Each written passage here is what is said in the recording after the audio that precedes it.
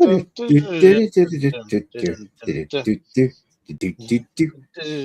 YouTubers, welcome back to Maxwell Star and Beer Analysis 101.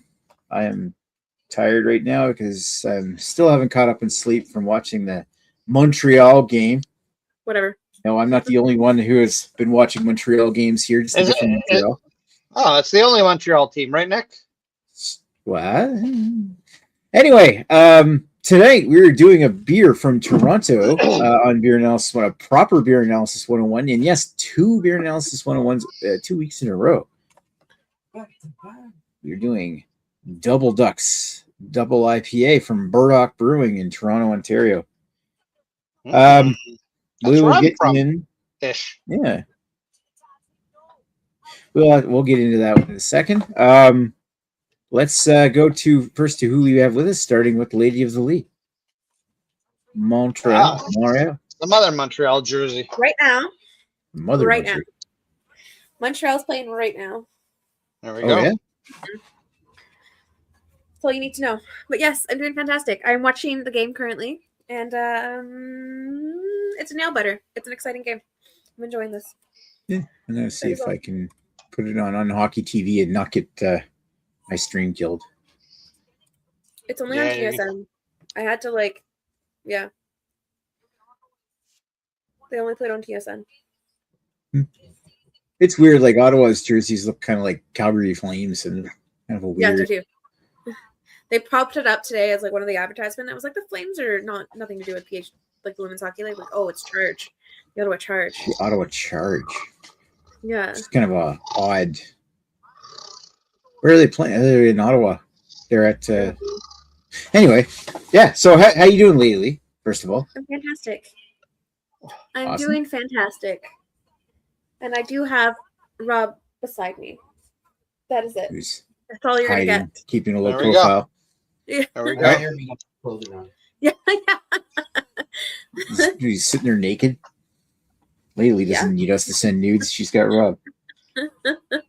I'm exactly. sure he sends plenty of nudes. Yeah.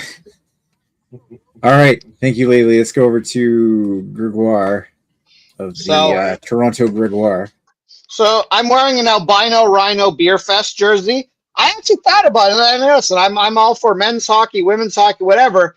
I thought about wearing a Montreal jersey, but I didn't want to wear the jersey of a team that's going to lose in the next round. So I figured, I'll go with somebody who's a winner, like the albino rhino beer fest. So anyway.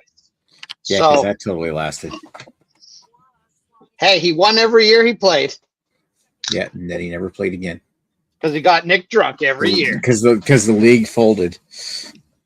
Wow, that's very ableist of you, Nick. I mean, that's sum up Chad in a nutshell moving. Anyway, all right.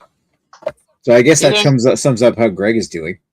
That's how I'm doing. Not watching any sports ball, drinking some beer, skis, and fuck you, Nick. And fuck you, Lady. Let's be equal opportunists here. Right. I agree.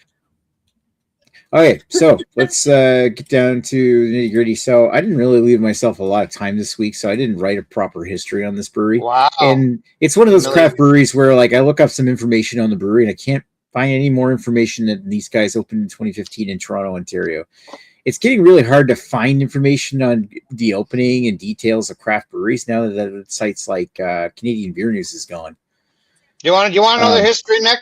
I'll tell you their history real quick. Okay, Greg can tell me what their history is better than I can. All right, so I have no clue who owns them or who opens them, but they're basically by Toronto standards a couple blocks away from Bellwoods. They serve the same. Oh my God, the hipster. That's the word I'm looking for. They serve the same hipster community as Bellwoods. At one point, I thought they would be the next Bellwoods when they opened because, again, they were coming out with a lot of really experimental beers when Bellwoods was too. Bellwoods expanded their lineup. Burdock did not. They basically just kept doing what they feel they're good at, and you can be the judge of that during the review today. But they've never really expanded much past. They are bigger than they used to be, but they're nowhere near the size of Bellwoods. They still, as far as I'm concerned, as far as I know, I still think they have one brewing facility. Burdock, if I'm wrong and you're watching, type in the comments and let me know that I'm wrong. And then they still kind of serve their sort of hipster neighborhood, and their prices reflect where they are in Toronto, because they're in a very expensive rent community, and their prices reflect this. So there you go. And only recently they've made their way both into the LCBO and into Costco's. You can get, I believe, single ducks in Costco, and you can get double ducks at the LCBO, and also triple ducks at the LCBO. Though I think triple ducks, I think they're clearing out, so you may not be able to get that. But we only buy from the LCBO. So, well, there you go. You can get what you can get at the LCBO. There's all the history you need to know of Burdock. Is they kind of were like Bellwoods, and now Bellwoods is much bigger, and they're basically the same. Cool story, bro.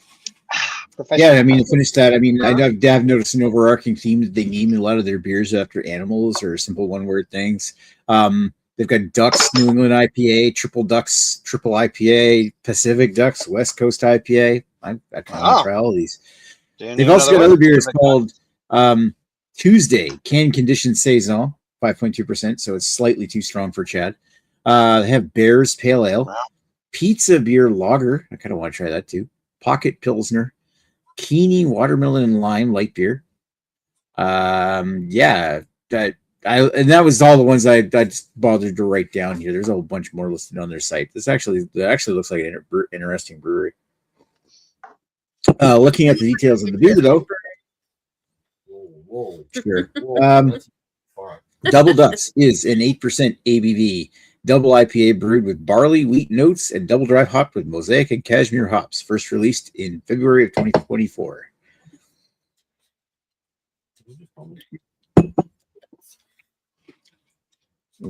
Lee is in the comments saying, "Ooh, Pocket Pilsner. I'd try that." And his comments: does this brewery have all its ducks in a row?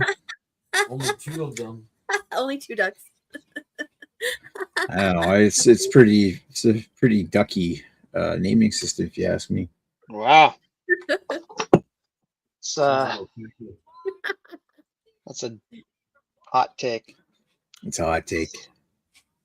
I got no further foul jokes. Oh, you're not all there. It's quacked up to be. Wow. Oh, birds of a feather. Birds of a feather flock together with a corkscrew cock. Wow. Alrighty. Now everyone's gone to Google duck. That left everybody in a flap. Yeah, look up duck penis. You'll see what I'm talking about. All right. Pig penises too. They got a weird corkscrew as well. My environmental psychology class talked about it, so that's how I know about it. There you go. You're educated on duck dick. Well, you ever see those parody Morgan Freeman videos, like true facts about the whatever things on YouTube? There was like one fake. I think it was Z Frank made them on YouTube. You mean the like house ages hippo? ago.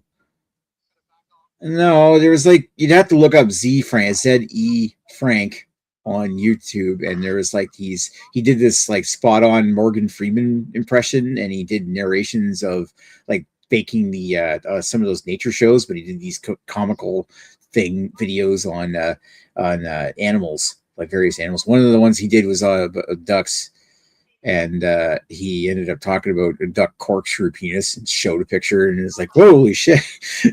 So yeah, I'm gonna have to look up Z Frank's duck video, but obviously not right now.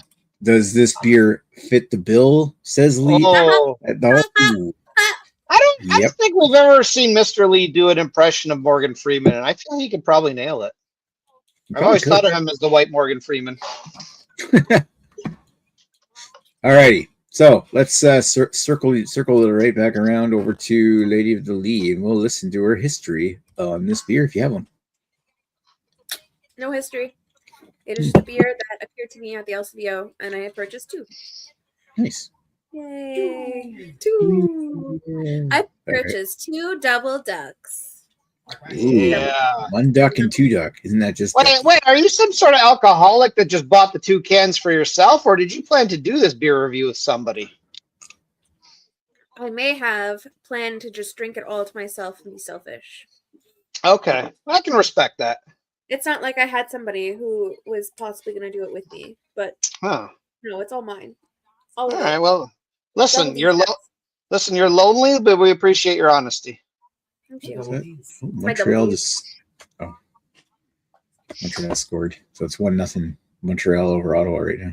All right, so wait, you're late in the game. They're like in the break of the third period. Yeah, second intermission. Yeah. All right, so scored earlier. You guys would be real fun at a watch party. Watching two different games. All righty, so let's go over to Greg, and we'll get his history with Double Ducks. I know you've had this beer before. I have had this beer before. Probably not as many times as you think. My first check-in for it, my first and only check-in for it. Ooh, and it was a different can then, too. So, current can, these ducks are friends, Double Ducks, double IPA.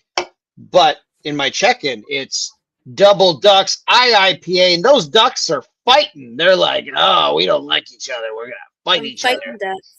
But then they became friends on this can. So I guess they decided their old can art was too violent and they didn't want to go with that. Anyways, I had it for the first time on October the 12th, 2025. So not that long ago. It's about a little over 6 months ago. And I have had regular ducks and I've had triple ducks. In fact, I've had triple ducks many times because my local LCBO was clearing it out for, I don't remember the exact price, but it was something like $3.75 a can, and for I believe it was like an 11-something% beer. So yay. This is an 8% beer, not quite as yay, but still pretty good. Yeah, so I had a lot of triple ducks, even though they are probably getting close to their expiry date, but still very tasty. And double ducks, I think I've had a few times. Single ducks, I maybe had once or twice, because single IPAs, especially hazy IPAs. Some might say those are some mighty ducks. Oh, see what you did there. That flying V there. Oh. All right, so I'm gonna let's move on from that, and we'll talk. Yeah, my history with Burdocks in general is about that much. I haven't had anything from these guys. Oh, okay. And I think this is kind of pricey. I think it was like $6 or $7 a can. I think it was $5.50. Yeah, I was gonna say it's $5 something a can in Ontario, so I'm sure they add an extra buck or two for you guys. Yeah. One thing I was thinking kind of neat is just looking at their address on Google Maps, and you can see the picture of their location right here. What's this Burdock? But I'm looking on Google Maps though. It looks like you see the building, but it looks completely different. It actually looks like it's in the middle of fucking gangland. Like what? That is not their location. I don't know what that is. It's 6 Denison Square, according to the can. Oh, unless that's a new location they have now, because that is not what their location looks like. Hold on, let me let's look this up here. That's what comes up as 6 Denison Square, and it's like right in the middle of they're on Bloor Street, if I'm not mistaken. Oh, look, they got gang symbols sprayed on the porta potties and shit. Yeah, no, they're this looks like a nice, polite neighborhood. Oh. No, they're on Bloor Street off on the subway line. I mean, this is what their main location looks like. I don't know if that's a secondary location they have now or what. Again, I haven't followed them all that closely, but let's do a Google Maps picture. Burdock Brewery, Kensington, 6 Denison Square. Look up. No, their main address is on what is this address? Give me the address, Google. Come on. Why does Google not want to give me the address? Yeah. Oh, there we go. 1184 Bloor Street West. That's their main location. It's on Bloor Street, which is one of the most major streets in Toronto. So this explains some shit. We're excited. When was this dated? 3 years ago, they bought that location and changed it into smack dab in Kensington Market. Okay, so yeah, that must be a second location they have that I wasn't aware of. So Kensington Market, again, is a very hipster market area of Toronto where, you can buy like really expensive loaves of bread and shit. Yeah. Again, it looks like it's in the middle of gangland, but again, I don't live in a big city, so it's like maybe they just like having spray paint everywhere. They do a lot of like, they embrace a lot of like, I don't know what you want to call it, street art or whatever. Like there's a car there that somebody actually owns, but it's called a garden car, and it's literally like a shell of a car that just has plants growing out of it. Oh yeah, gangland. Pretty much, yeah. It's the tough streets of Kensington. The hard streets of the Toronto project. Where you can get like a really expensive pound of cheese before you put a cap in someone's ass. Was this a refined recipe, or did the brewery just wing it? Wow. These are great. At least you get a warning for that joke because she committed a foul. Jeez. I already stole the foul. That was funny. Yeah, but different context. That was funny. It was funny. I liked it. I liked all of them. Well, I mean, all these jokes are pretty well laid out right now. So, keeping all your eggs in one basket. All right. All right. Moving on. Moving on. Like Moving on up. He's known for his wisecracks. What the fuck? Jesus Christ. Cheese and rice. Cheese and rice. We didn't hear from the shadows. Did Rob say what his history of the beer is? You can tell us now. I think I read about it online. That it's there you go. It's like a block and a half away from the other one. Oh yeah. There you go. Yeah, I really have no idea. That's exciting as it gets. Rob probably knows Toronto better than I do because he fucking goes into that shitty city all the time. I stay in the West End where it's nice. He's in North Bay now. He's no longer a Toronto person. Oh no. Doesn't live in Toronto anymore. Terrible. No. Toronto. He must be in North Bay for the wonderful weather. Yeah, that's right. Exactly. They represent the LCBO now. Oh yeah, he represents the LCBO. Oh, there we go. That's cool. Yeah. And paramedics, correctional officers. Yes. Yes, you're a good boy. What a good boy. Can you tell them to start getting some armed security guards in there so that they can shoot all the shoplifters, please and thank you? Wow. Yeah, kill them all. Kill them. Kill all the shoplifters. Someone shoplifting from the LCBO, just go ahead and kill them. We want to be like the U.S. and just shoot them. Because, well, we're not the U.S., thankfully. Women have reproductive rights in Canada. Well, we can have reproductive rights, but still shoot shoplifters. We can have the best of both worlds. They make it really complicated, and they make you jump through hoops, and it's frustrating as fuck. We still have our rights. How much longer do you have to ponder this beer? Until we're ready to make some reviews about it. Until we make more bread, I guess. Or making bread. We can review it. If you want to rush through it, do it. Yeah, I mean, we're just sitting here making stupid duck jokes, so.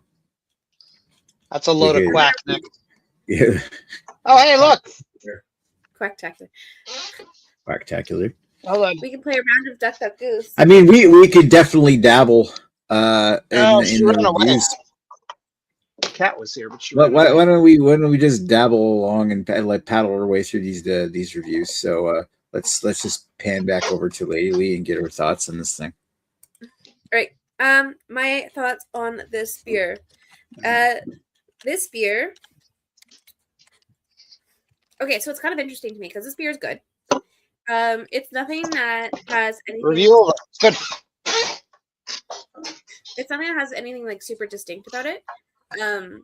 Like I don't find it's too strong in flavor. When it comes to that hoppiness, like you kind of feel a little bit of a hop burn, but nothing crazy. The flavors, there's a nice, like there's a little bit of a citrus flavor to it. It says tropical fruity. Yeah. It's got a nice mouthfeel, which I always appreciate with IPAs because they have like that nice feeling in your mouth.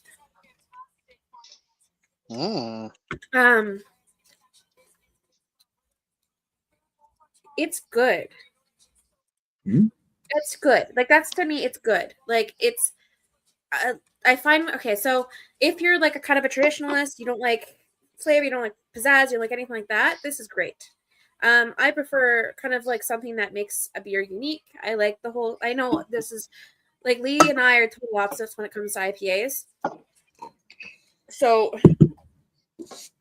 this is a little bit fruity though for him, but he would probably appreciate more like the traditional view of like the IPA flavor versus me. I like to have like that extra about it. So when you have like Flying Monkeys that does all sorts of crazy combinations and flavors, I like that.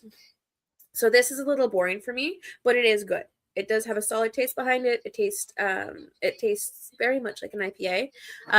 Would I guess?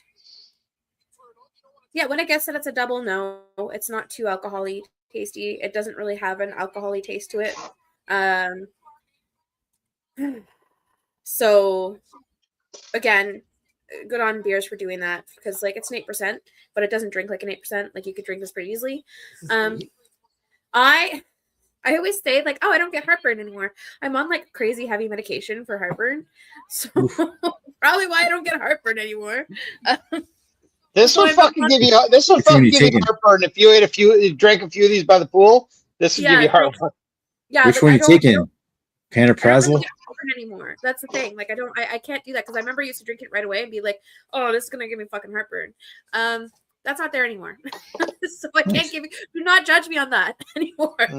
But no, it's good. It is a good flavor. So style. I can't complain anything for style. I think everything's really good about it. I'm gonna be nice. I think style. I'm gonna give it a 9. There's nothing bad about it. I do find like the flavors that are in it are kind of like in the back, like they're not there. And I think like the thing with IPAs is like kind of hits you in the face with flavor. This one's a little bit more like not as hit you in the face, but it's still there. So I'm gonna give it a 9. It's doing fantastic. It does it well. Personal preference. I think I'm gonna go 8 because I do like it. Not my favorite, but it is good. Out of curiosity, what is your canning date on yours?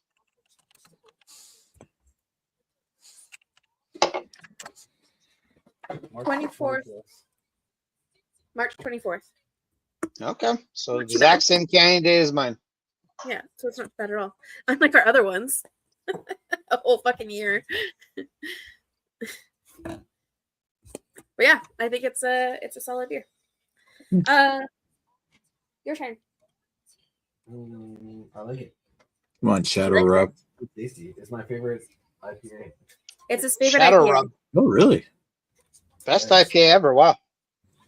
The citrusy taste is just subtle enough that it's not in my face.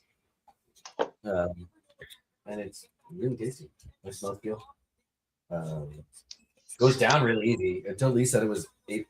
I didn't realize that. I was not aware. Yeah, I'm gonna match a review with a 9 and an 8.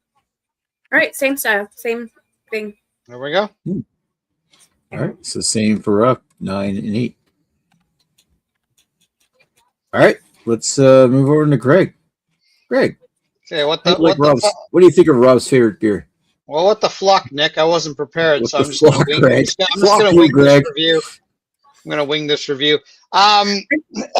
So I'm not necessarily in too far disagreement with the scores. I am in disagreement with the flavor profiles. I think this beer is bursting with flavor. Just depends what kind of flavor you want. It is fruit salad up the butthole. And like it's basically like one of those beers that's kind of like Five Alive with sort of maybe a citrus grapefruit kind of is the star of the show, but it's basically like alcoholic Five Alive. You know, I agree. It's not like, you know, if you're looking for wacky Flying Monkeys flavors, no, you're not getting that here. But I don't know. Does not say this is flavorful. This is a very flavorful IPA. Okay, hold on. I didn't say it was not flavorful. I just said like it's not as like in your face. It's not as exciting as like other ones because the other ones have like more flavor. I mean, I feel like you like the flavors here. I feel it's pretty in your face. I guess it just kind of depends what you're looking for. Again, you use the example of Flying Monkeys, and yeah, Flying Monkeys, they do some I mean, I love their beers, even though some of their beers are awful. I love just the wacky shit they do with like different and try different things, even though it's not always good. But I love the wacky shit they do with it. They're still one of my favorite breweries, and the fact that I can get most of their stuff is great. This is good. Now, again, I will say I could tell this is a double IPA, not because of the alcohol, but and this is my reasoning for why I generally single hazy IPA, okay. Double hazy IPA, yay. Triple hazy IPA, double yay or triple yay. Because with hazy IPAs, you really only get all the hop flavors, the fruit salad and stuff like that on a single IPA. But a double IPA, they up the malt and they really kind of give it a good body. I agree with you. This does have a really good body to it. And it drinks like a much nicer beer than the single version of this would. Or really any single IPA would. This is why, like, there's a lot of breweries like Third Moon, for instance. I love their triple IPAs. I like their double IPAs. I generally don't buy their single IPAs because they don't have enough of what I want.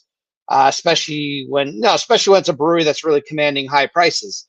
So, I mean, that being said, I do like this beer. I actually think it's got quite a bit of flavor. If you like really fruit salad type beer, if you're a West Coast person, you will not like this beer. If you don't like fruit salad, you don't kind of like, Five Alive, especially grapefruit. It's a nice sweet grapefruit. Exactly. But this is a nice grapefruit. This is like a ruby red. It's not like you're fucking chewing on grapefruit pith. Those are the ones I like the least. The ones that it's like, oh, I'm just chewing on the grapefruit skin. Well, I don't want to taste that. But a nice ruby red grapefruit, why not? Again, I'll always take a West Coast over a hazy, but this one is definitely not bad. Certainly better than the single version. Is as good as the. Honestly, the triple version tastes pretty similar to this, other than the fact it's like an extra 3 or 4% alcohol, which that's great that they're able to hide it so easily because that's a very hazy beer. Oh, look at that! Oh, I don't know if you guys can see this. Can you guys see that nasty? Oh yeah. Oh, look at that nasty shit. I just shook the bottom of the can out and that stuff came out. Oh, that's one thing I don't care for hazies is that crap at the bottom. I should have known better than to shake it out. What you got here is a pretty damn good beer. I don't like it as much as Rob and Lady Lee do, but I still think it's a pretty solid beer. I will give it as a double hazy IPA. Which of course is not as good as a double West Coast IPA. I will give it a 8 for style and a 7.5 for personal enjoyment. It's a good overall beer. I have no real issues with it. It's other than the annoying duck puns that'll then result from drinking it with all your duck related friends. Especially if you're watching the hockey game and your favorite team gets a foul. I don't know if that's a thing in hockey or not, but. Foul. But anyways, I don't want to egg Nick on, so let's let's just get the flock out of here. I'm just gonna clarify real quick. When I say like it doesn't have a lot of flavor, I don't mean like there's not a lot of taste to it. I just mean that usually with IPAs you have like multiple different flavors that you can distinguish. This one I find it's just very it's just a one flavor that you can really distinguish. So I just want to I guess it depends on your palate. I actually think this is actually a pretty 3-dimensional thing. If these are the flavors you're looking for. Now, if you're talking hops, yes, I mean there are fruity hops and stuff, but if you're talking like actual like bitterness or any kind of pine or like there's no pine trees within a large radius of this beer. Nor is there any bitterness. It is definitely in the realm of hazy, and if you like that, you're gonna love it. If you don't like that so much, like I do not think this would be a beer that would win Mr. Lee over. All right, thank you, Greg. So let's roll on over. Let's fly on over to myself, and I'll see if I can live up. If my reviews as quacked up as fuck, I can't do it right now. Well, I'm just overtired. Just lay an egg of a review. What? Sorry. Just lay an egg of a review. It'll definitely be a rotten egg of a review anyway. You're not allowed to duck out of this one. Yeah, you know what? Like Berserker Radiant says fruit salad up the butthole is a good tasting note. There you go, Greg. I mean, listen, this is why I wrote the BJCP, whatever it's called, manual. You're kind of right. You do kind of get like that little bits of like pear and grape, like the sweet. When you said Five Alive, like an alcoholic version of Five Alive, I kind of get that. I just don't find it as sweet as Five Alive. Like Five Alive is definitely a very syrupy, sugary drink. I haven't had that in ages, but I remember. And it's also not as acidic. I haven't drank a Five Alive in about 20 years, so I don't really remember. I do kind of get that vibe, or like juicy fruit or something like that. Anything that has like the little bit of, like the tiniest bit of sweetness is going to be overly sweet for Greg. Yeah, I feel like this. Let's put it that way. No, this I don't mind. No, see, the thing is, my sweetness, I do overemphasize how much I don't like sweet beers, but usually that's with lagers, because lagers really don't have much going on. So when a lager's too sweet, totally destroys me. I'm like, I'm done with this. In something like this, like having it sweet was going to be more well balanced, but I still find this kind of not super sweet, almost kind of dry. I get lots of tropical fruits out of this thing here. I get like papaya, passion fruit, a little bit of apricot. You get like I said earlier, like a little bit of white grape, a little bit of pear. The white grapefruit, I get it. I don't really get ruby red grapefruit out of this.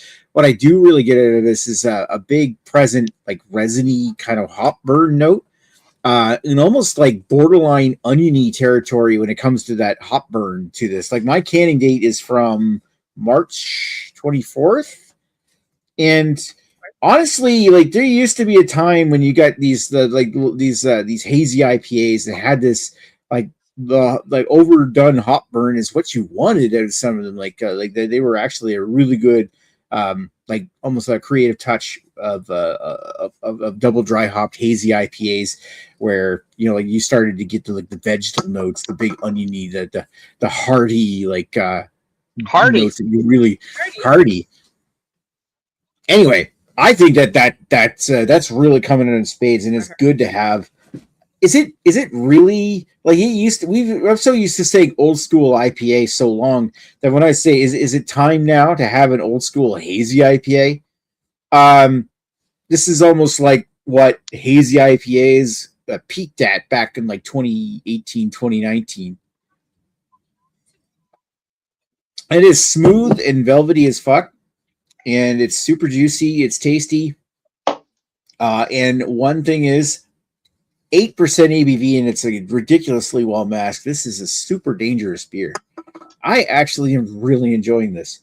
And I know that years ago, like we've become kind of hot burnt out, like when it comes to like hazies. Like I know Lee hates hazies.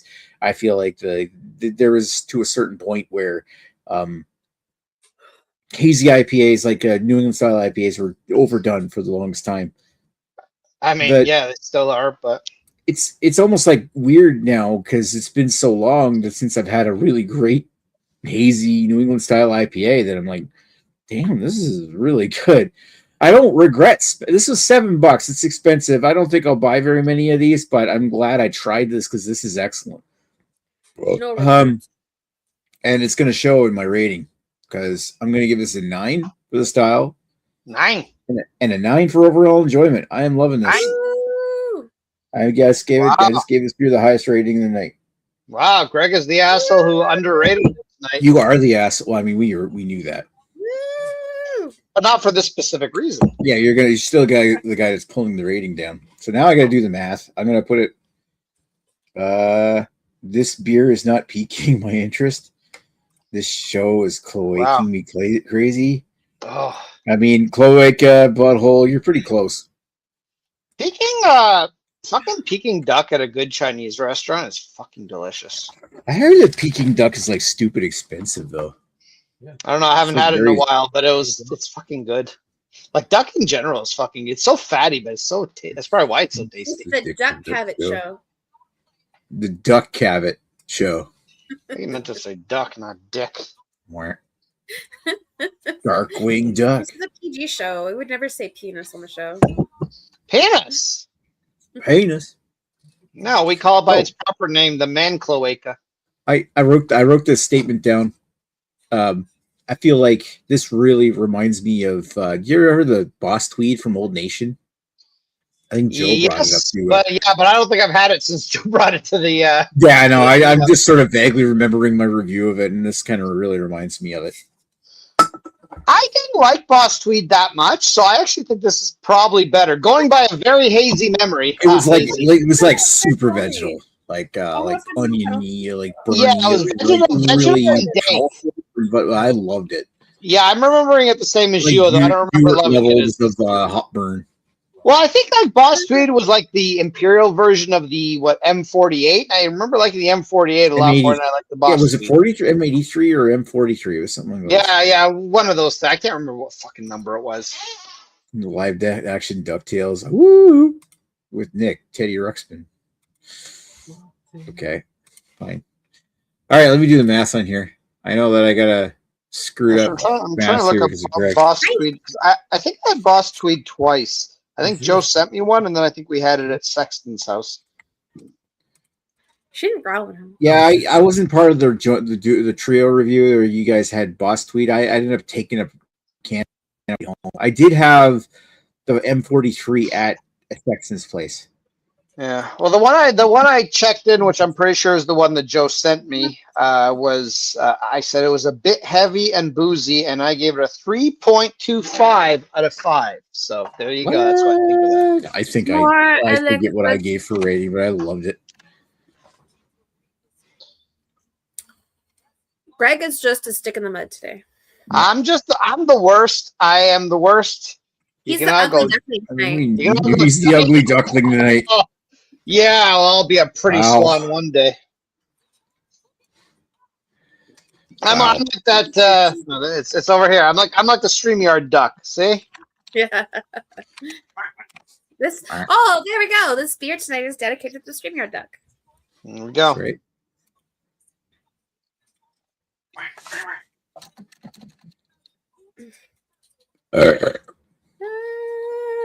Oh man, it's coming right up. Oh, it's weird. I missed that. It's been a long time since I've had a hazy IPA that had that nice burn. There you go. Nick, I'm sure there's some real dirty women that'll happily give you that burn if you really want. Not in the way I want. Let's go. He likes the generals. All right, bear with me for a second. Full screen. My high quality animations or illustrations tonight. Ooh-wee. Are we a bunch of fucking cowboys tonight? Yeah. That's from Rick and Morty. Rick and Morty? I've never seen. I think I've seen one episode of that show. I want to say that those are those northern shovelers on the side of the can. I think that is a northern shoveler. What is that? Like a kind of duck? Well, I mean, really, the ducks that are on these cans, it's kind of logical that they would be really real ducks, right? Yeah, that's exactly what that is. That's a northern shoveler. I saw one of those last week. There you go. Was that when you guys look like the fucking Gestapo camera club? Going Short-handed goal. Short-handed goal. Ethnically cleansing birds. Oh shit! The Leafs got a goal. That's awesome. There you go. Yep, those ducks in that can are northern shovelers. There we go. Look at this! Look at this goal! Let's go. Boom. They're kind of a rare duck, but we do get them here. I almost confused the crab spider with a tick today, and it's lucky I didn't because I double checked. I'm like, no, it's a crab spider. I'm like, all right, I will release you into the back into the wilderness. If it was a tick, it would have gotten squashed. Oh, never mind. It was just out of the penalty box.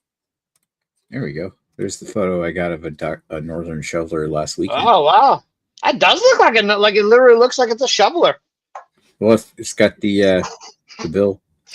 It fits the bill, doesn't it? But you didn't get a picture of its penis, did you?